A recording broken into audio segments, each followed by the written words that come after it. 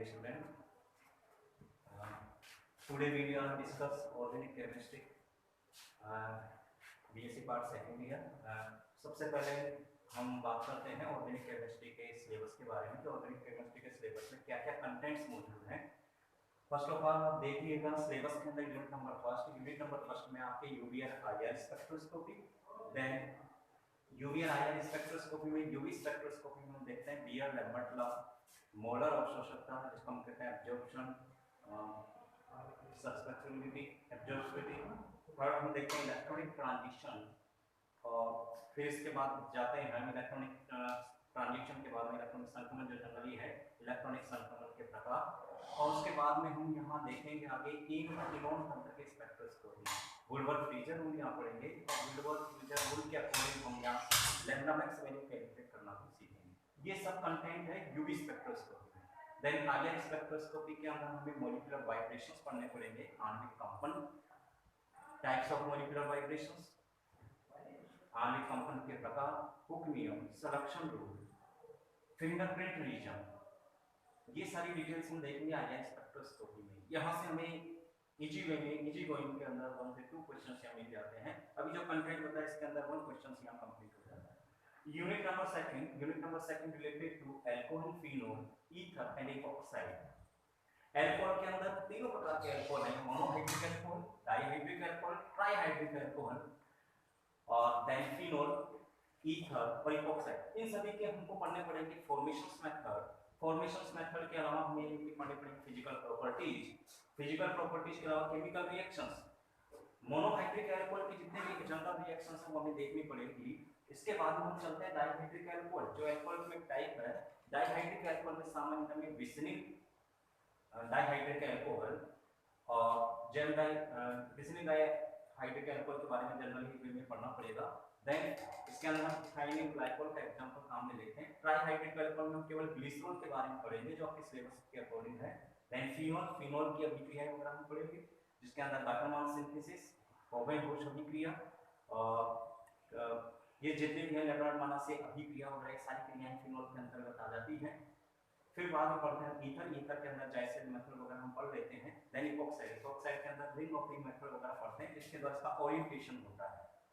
फिर चलते हैं हम unit number third related with carbonic compounds aldehyde and ketones, और इसके अंदर हम जनरली नेम रिएक्शंस पढ़ते हैं जो आज का टुडे हमारा टॉपिक ही रहने वाला है, नेम रिएक्शंस में जनरल में इस यूनिट के अंदर 17 नेम रिएक्शंस है, और इस 17 नेम रिएक्शंस में से इजी गोइंग जो क्वेश्चंस बेस्ड होता है आपके उन क्वेश्चंस इन्हीं नेम रिएक्शंस के ऊपर बेस्ड होता है। और एक्चुअली आपको जो क्वेश्चंस चाहिएगा वो यहाँ से मिल जाता है। नेम रिएक्शन जो 17 नेम रिएक्शंस है जनरल वे में या तो उनके नाम से पूछ ली जाती है या फिर आपको एक एग्जांपल ऐसे क्रिएट करके दिया जाता है जिसमें आपको कैटालिस्ट दिए जाते हैं, प्रोडक्ट आपको दिया जाता है, और आपसे रिएक्टेंट वगैरह के द्वारा उसकी मैकेनिज्म का निर्धारण करना पूछता है। या आपको रिएक्टेंट क्रियाकारक मिलेंगे, उत्प्रेरक मिलेगा और उत्पाद की प्राप्ति यहाँ करवाई जाएगी। तो नेम रिएक्शंस के द्वारा ये हो सकता है सॉल्व क्वेश्चंस। इसी के अंतर्गत बहुत सारी नेम रिएक्शंस है कार्बोनिक कंपाउंड में, बेंजोइक संघनन, एल्डोल संघनन, पर्किन अभिक्रिया, मैनिक अभिक्रिया, विटिंग अभिक्रिया, क्लेजन संघनन, क्लेजन-स्मिट अभिक्रिया, टिशेंको अभिक्रिया, बियर-विलिगर ऑक्सीडेशन, मीट-वन-कॉन्ट्रैक्ट अपचयन जिसको जनरल में एमपीवी अपचयन के नाम से भी जानते हैं। इसके अलावा हम बात करते हैं इसी में इसके अंदर अभिक्रिया आती है नोवेनेजल संघनन और कोपनेवनेजल संघनन अभिक्रिया, ये भी इसी के अंतर्गत आती है। इसके अलावा अमोनिया यौगिकों की क्रियाएं भी आती है, अमोनिया यौगिकों की संघनन क्रियाएं जिसके अंदर फेनिल हाइड्रोजन वगैरह सेमी कार्बोनिल इन सभी से इनकी क्रिया करवा करके प्रोडक्ट्स की प्राप्ति करते हैं। इसके अलावा इसके अंदर हम पढ़ेंगे क्लीमेंशन अपचयन, इसके अलावा और हम पढ़ेंगे गोएन-मेलमोन अपचयन, ये सारी अभिक्रियाएं भी इसमें आएंगी। इसमें एक सबसे इंपॉर्टेंट टॉपिक मैं आपको बताऊं भाई, जब इसका फॉर्मेशन मेथड होगा इसमें भी कार्बोनिल यौगिकों के फॉर्मेशन मेथड, निर्माण की विधियां, इनकी फिजिकल प्रॉपर्टीज के अलावा हम इनकी केमिकल रिएक्शंस पढ़ते हैं जिनमें से आपको क्वेश्चन इसी वे में मिल जाता है। सामान्यतः मैं आपको यही कहूंगा यहाँ 17 नेम रिएक्शंस में से आप अच्छे से प्रिपेयर कीजिएगा, आपको क्वेश्चंस मिलेगा। Today we will discuss only 3 name reactions जो कल टुमारो जो सेकंड ईयर के इनके बीएससी पार्ट थर्ड के वे स्टूडेंट जिनके पेपर ड्यू हैं उनके नेम रिएक्शंस के अंदर ये सारी उनके नए रिएक्शंस में ये सारी अभिक्रियाएं आने वाली हैं, जहां आपको इस तरह का देखने को मिलेगा। एक्चुअली उन लोगों के लिए ये वीडियो बहुत ज्यादा कारगर सिद्ध होगा। मैं आगे चलते हैं यूनिट नंबर 4। यूनिट नंबर 4 में हम देखते हैं carboxylic acid and acid derivatives. यहाँ कार्बोक्सिलिक एसिड्स के बारे में उनका फॉर्मेशन मेथड पढ़ना है, इसके अलावा एसिडिक स्ट्रेंथ के बारे में देखना है, सब्स्टिट्यूएंट ग्रुप्स प्रतिस्थापी समूहों के बारे में कि अम्लीय सामग्री किस प्रकार प्रभावित किया जाता है उसके बारे में भी डिटेल से हम डिस्क्राइब करेंगे कार्बोक्सिलिक एसिड्स में। इसके अलावा इसके अंदर सबसे इंपॉर्टेंट अभिक्रिया आती है हेल्महोल्ट्ज-जेलेंस्की अभिक्रिया, जिसको हम HV-जेड अभिक्रिया के नाम से जानते हैं। सो मैं आपको एक बात और बताना भूल गया, यूनिट नंबर 3 के अंदर फॉर्मेशन मेथड आता है जिसमें कार्बोनिल कंपाउंड का निर्माण 1,3-डाइथाइएन से होता है। ये सबसे इंपॉर्टेंट अभिक्रिया है जो आपको देखने को मिलेगी। इस मेथड को पूछा जाता है, कई बार एग्जाम्स में भी आया है, कोरे-सीबेक अभिक्रिया। ये कोरे-सीबेक अभिक्रिया कार्बोनिल कंपाउंड्स के अंदर 1,3-डाइथाइएन के द्वारा ही निर्मित की जाती है। नेक्स्ट हम आगे चलते हैं कार्बोक्सिलिक एसिड का चलना परमाणु। कार्बोक्सिलिक एसिड में HV-जेड इंपॉर्टेंट अभिक्रिया है। कार्बोक्सिलिक एसिड में हमें बहुत से एसिड पढ़ने पड़ेंगे, हेलो एसिड भी यहाँ पढ़ना है हमें। इसके अलावा हेलो एसिड्स के बाद इसमें कई प्रकार के होते हैं, alpha hello acid, beta hello acid, gamma hello acid, delta hello acid, omega hello acid. Hydroxy acid जो इंपॉर्टेंट है कार्बोक्सिलिक एसिड में, और यह हाइड्रोक्सी एसिड में से जनरल में मेरे अकॉर्डिंग अगर चले तो यहाँ से क्वेश्चन आपको मिल जाता है। सबसे ज्यादा अगर आपको फोकस करना है हाइड्रोक्सी एसिड पर भी करना है, क्योंकि हाइड्रोक्सी एसिड के अंदर हम 3 प्रकार के एसिड्स पढ़ेंगे जनरल में, वही alpha hydroxy acid, beta hydroxy and gamma hydroxy acid. लेकिन सबसे इंपॉर्टेंट यहाँ अगर हम देखें हाइड्रोक्सी एसिड में 3 प्रकार के एसिड इंपॉर्टेंट है, जिसमें आपके आता है मैलिक एसिड, सिट्रिक एसिड और टार्ट्रिक एसिड। मैलिक एसिड की हम बात करते हैं तो एक्चुअली में मैलिक एसिड जो होता है वो alpha hydroxy succinic acid called as malic acid general way में हम बात करें। और ये मैलिक एसिड एकल में पाया जाता है, मेलम में पाया जाता है, इसलिए इसका नाम पड़ा था मैलिक एसिड। दूसरा हम बात करते हैं citric acid. Citric acid citrus fruits में पाए जाते हैं, जो जनरल वे में लेमन जूस वगैरह इनके अंदर सिट्रिक एसिड होता है, टमाटर वगैरह में भी, टोमेटोज में ये पाया जाता है सिट्रिक एसिड। तो सिट्रिक एसिड जो होता है इसके भी क्रिस्टल्स वगैरह होंगे, और सिट्रिक एसिड ये अल्फा जनरल में अगर हम बात करते हैं तो ये एक हाइड्रोक्सी एसिड ही सिट्रिक एसिड। जो सिट्रिक एसिड होता है ये ट्राइकार्बोक्सिलिक एसिड या ट्राइकार्बोलिक अम्ल के नाम से भी जाना जाता है। एक्चुअली में अगर हम इसकी बात करते हैं तो ये एसिड किस टाइप का होगा, इसके अंदर 3 हाइड्रोक्सी ग्रुप होते हैं, इसे ट्राइकार्बोक्सिलिक एसिड कहते हैं। इसकी अगर हम बात करते हैं तो जनरल में अगर मैं बात करूं तो 1 2 3 ट्राइहाइड्रोक्सी, या हम बात करें एक्चुअली रूप में कि सिट्रिक एसिड एक्चुअली में होता क्या है, तो सिट्रिक एसिड के जनरल में हम फॉर्मूला डिस्क्राइब करते हैं। ये आपके सिट्रिक एसिड होता है।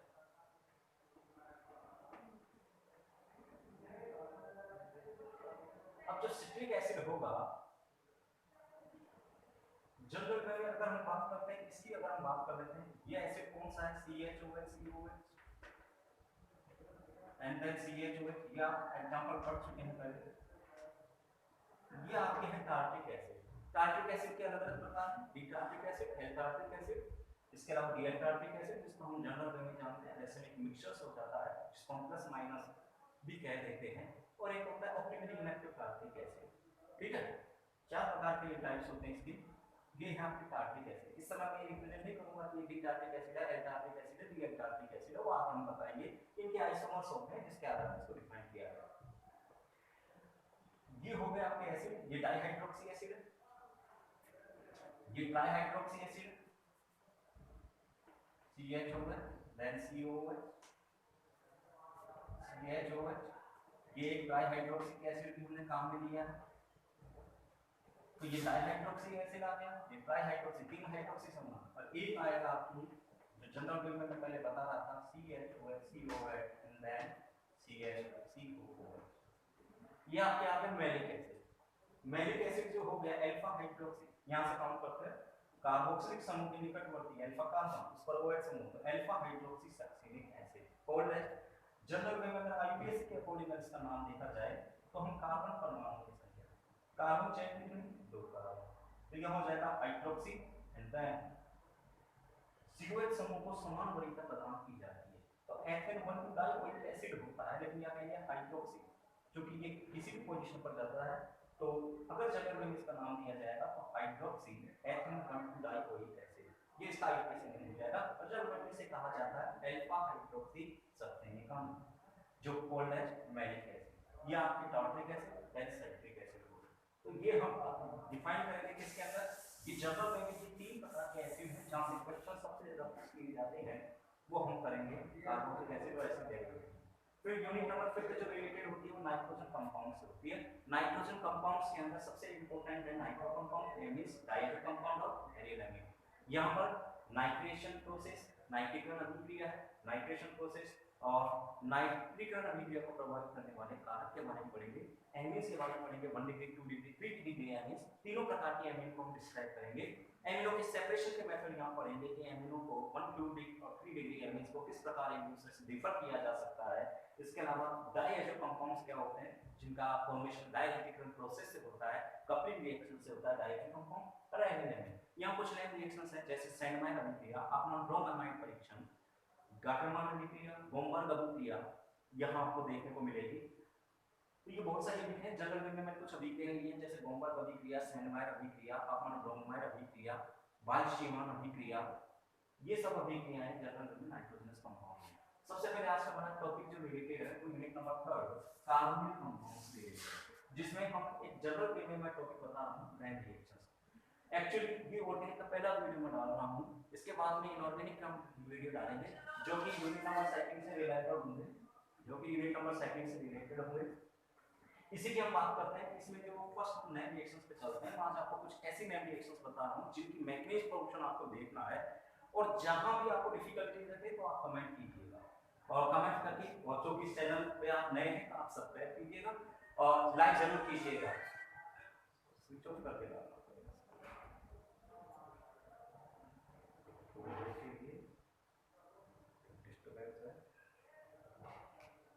ये देखिए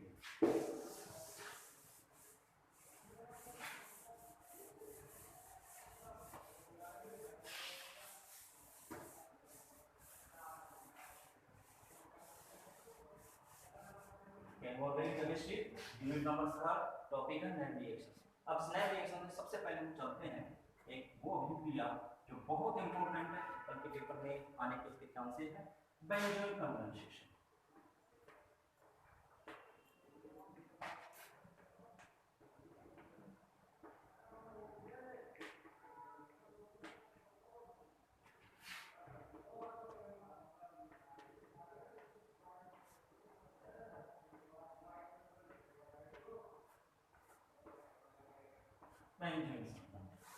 इसकी मैं कुछ आपको ट्रिक्स बता रहा हूँ कि बेंजीन संघनन अभिक्रिया कौन देते हैं। सबसे इंपॉर्टेंट है बेंजीन संघनन अभिक्रिया। बेंजीन संघनन अभिक्रिया में बेंजोइन प्रोडक्ट्स का निर्माण होगा।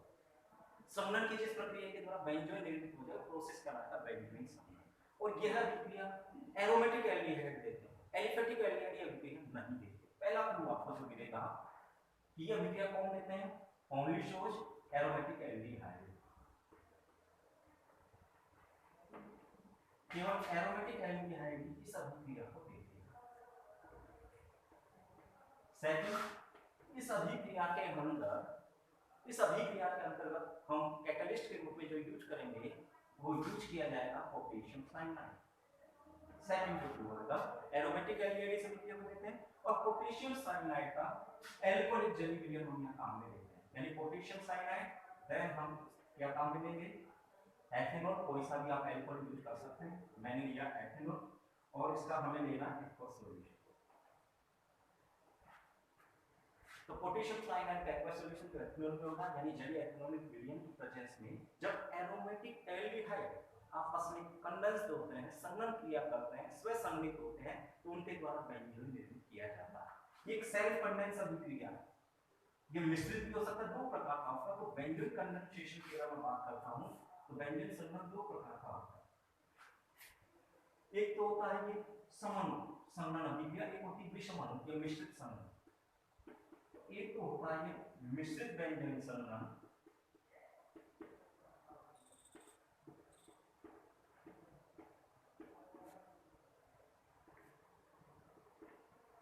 और एक होता है सम्मुख व्यंजन संघनन।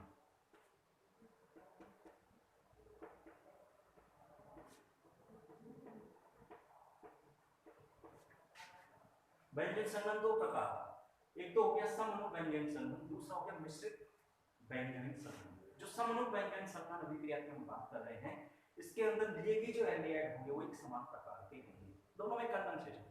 जनरल में अगर हम बात करते हैं संघनन अभिक्रिया क्या है, तो संघनन अभिक्रिया में दो क्रियाकारक परस्पर एक दूसरे के साथ जब क्रिया करते हैं तो वहां कुछ छोटे मॉलिक्यूल्स जल अमोनिया जैसे छोटे छोटे समूहों का निष्कासन होता है, जिससे उनके टोटल मॉलिक्यूलर वेट में, टोटल द्रव्यमान में कुछ न कुछ कमी आवश्यक रूप से पाई जाती है। तो क्रियाकारकों का द्रव्यमान क्रियाफल के द्रव्यमान के त्रुटि समानुपाती या उसके इक्वल नहीं रह पाता है, क्योंकि यहाँ संघनन के प्रोसेस के अंदर कुछ छोटे समूह का निष्कासन हो जाता है। तो संघनन के साथ इतना ध्यान रखिएगा, यहाँ कुछ छोटे छोटे समूह रिमूवल होते हैं, बाहर निकलते हैं, जो लाइक एज वाटर हो सकता है, अमोनिया हो सकता है, कोई हाइड्रोजन कंपाउंड्स वगैरह हो सकते हैं, HCl वगैरह, तो ये बाहर निकलेंगे। तो समनुक व्यंजन संघनन में एक समान प्रकार के एल्डिहाइड को काम में लेना है, और मिश्रित व्यंजन संघनन में डिफरेंट प्रकार के एरोमेटिक एल्डिहाइड। अगर दो अलग अलग प्रकार के एरोमेटिक एल्डिहाइड आपस में क्रिया कर रहे हैं तो मिश्रित व्यंजन संघनन क्रिया कहलाएगी। अगर दो समान प्रकार के एरोमेटिक एल्डिहाइड क्रिया कर रहे हैं तो समनुक व्यंजन संघनन। एलिफेटिक एल्डिहाइड ये है अभिक्रिया नहीं देते, मैं बार-बार डिस्कस कर रहा हूं, एलिफेटिक एल्डिहाइड ये अभिक्रिया नहीं देते। फिर इसमें तो हमने कैटालिस्ट लिया, KCl क्यों लिया? हम दूसरा भी तो कोई क्षारक यूज कर सकते थे, लेकिन नहीं, हमने दूसरा क्षारक यूज नहीं किया है। उसके पीछे का लॉजिक, क्योंकि यहाँ जो KCl हमने काम में लिया है, जब इसका आयनन होता है तो KCl के आयनन से सबसे पहले प्रोड्यूस होता है K+ ion and then Cn- ion, K+ ion and then Cn- ion, क्योंकि K+ ion and then Cn- ion, Cn- ion behave as a nucleophile. ये एक नाभिक स्नेही की तरह व्यवहार करता है। जब पोटेशियम साइनाइड का आयनाइजेशन करवाते हैं, आयनीकरण करवाते हैं, तो इसके आयन से पोटेशियम आयन और साइनाइड आयन की प्राप्ति होती है। साइनाइड आयन न्यूक्लियोफाइल की तरह बिहेव करता है। इसके अलावा बनने वाले कार्बन आयन को अनुनाद द्वारा स्थायित्व भी प्रदान करता है। इसलिए इस Cn- को न्यूक्लियोफाइल के साथ साथ, चूंकि ये बनने वाले कार्बन आयन, अभिक्रिया में बनने वाले जो कार्बन आयन उनके मध्यवर्ती होगा, उसको अनुनाद द्वारा स्थायित्व प्रदान करता है। इसके लिए इसे अभिक्रिया में यूज किया जाता है, क्योंकि Cn के अंदर ट्रिपल बॉन्ड मौजूद है, और जब ये किसी कार्बनिक समूह से जुड़ा हुआ होगा तो उस पर आए हुए एकत्र हुए विनाभिष को ये विस्थानीकृत कर देता है, और ये प्रोसेस में जिसमें विनाभिष का विस्थानीकरण हो जाए अनुनादी प्रक्रिया, तो अनुनाद द्वारा उसको स्थायित्व प्रदान करता है। थर्ड हम बात करते हैं, लास्ट में जो Cn समूह होगा, अगर ये कार्बनिक समूह जुड़ा होगा तो इसमें कार्बन कार्बन बॉन्ड इजीली में ब्रेक हो जाता है। तो इजीली ब्रेक डाउन होता है कार्बन कार्बन बॉन्ड का, ये समूह निकल जाता है लिविंग ग्रुप के रूप में। इसलिए कहा गया कि यहाँ KCl को सामान्य रूप से इस अभिक्रिया में यूज किया जाता है। तो आपको कैटलिस्ट हमेशा माइंड में ध्यान रखना चाहिए कि व्यंजन संघनन में कैटलिस्ट के रूप में क्या यूज करते हैं, KCl को यूज करते हैं, जो कि कैसा होगा, एल्कोहलिक या एथेनोलिक जली पोटेशियम, एथेनोलिक पोटेशियम साइनाइड का जैविक विलयन यहाँ काम में लिया जाता है कैटलिस्ट के रूप में। एरोमेटिक एल्डिहाइड सामान्य रूप से ये अभिक्रिया देते हैं, एलिफेटिक एल्डिहाइड अभिक्रिया नहीं देते। बात करते हैं इसी के अंदर आगे पूरा करते हैं कि इसका मैकेनिज्म पोर्शन किस प्रकार से होगा, किस प्रकार की क्रिया होगी। तो एक बार फिर रिपीट कर देता हूँ आपके सामने एग्जांपल C6H5 CH। ये एक एरोमेटिक एल्डिहाइड लिया हमने, बेंजीन लिया।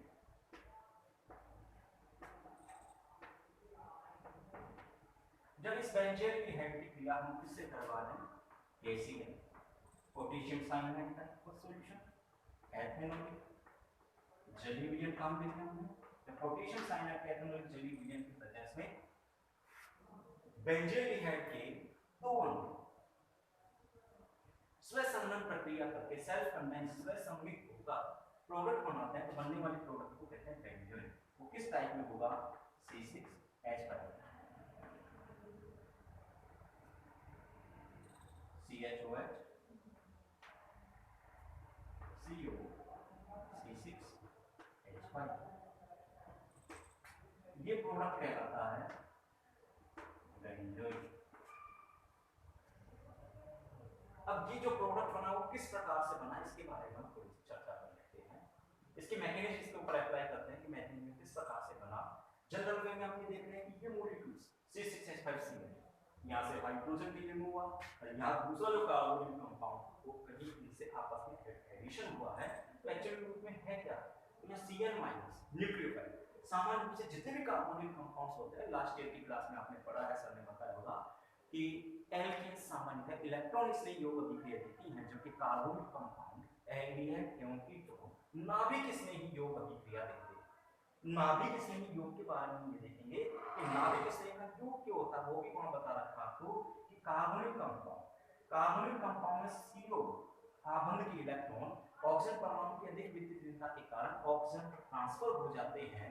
ऐसी स्थिति में कार्बोनिल कार्बन समूह पर इलेक्ट्रॉन्स की न्यूनता डेफिशिएंसी आ जाती है, और इलेक्ट्रॉन की न्यूनता आ जाने से अब क्या कंडीशन होगी, कार्बन परमाणु का ऑक्टेन कंप्लीट नहीं हो पाता है, जबकि ऑक्सीजन परमाणु अपना ऑक्टेन रखता है।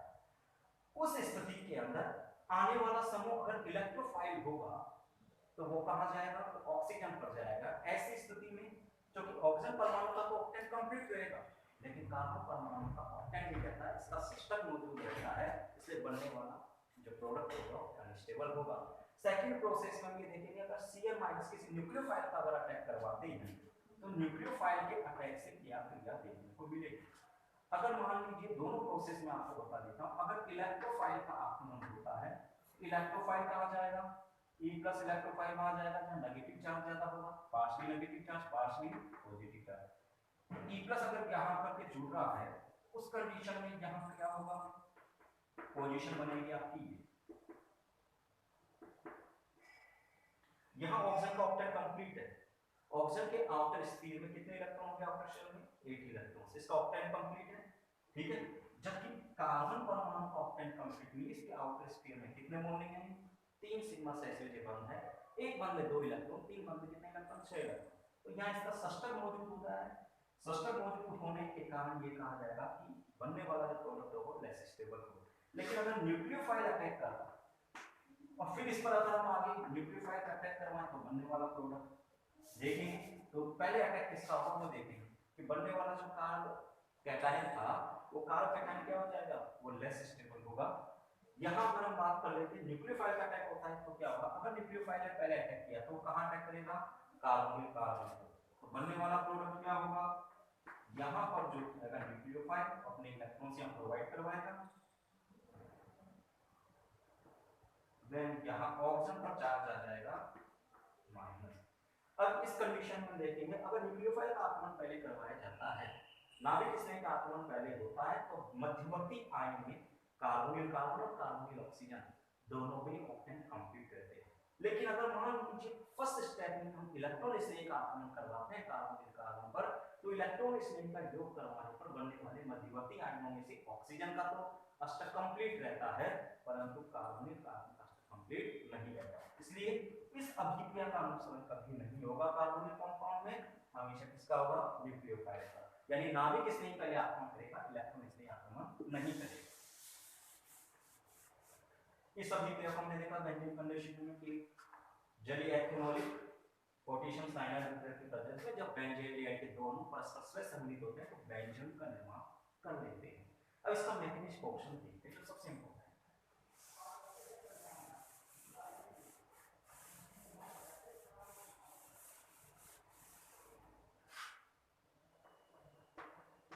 ये बेंजीन का फॉर्मूला था, इसको दोबारा रिपीट कर देता हूं, C6H5CO and then कैटालिस्ट के इसमें लिया एथेनॉलिक की मात्रा के परसेंट की जलीय विलयन की पोटेशियम साइनाइड के एथेनॉलिक जलीय विलयन की उपस्थिति में एरोमेटिक एल्डिहाइड के दो अणु सहसंयोजित होते हैं तो यहाँ कंपाउंड बनता है बेंजोइक।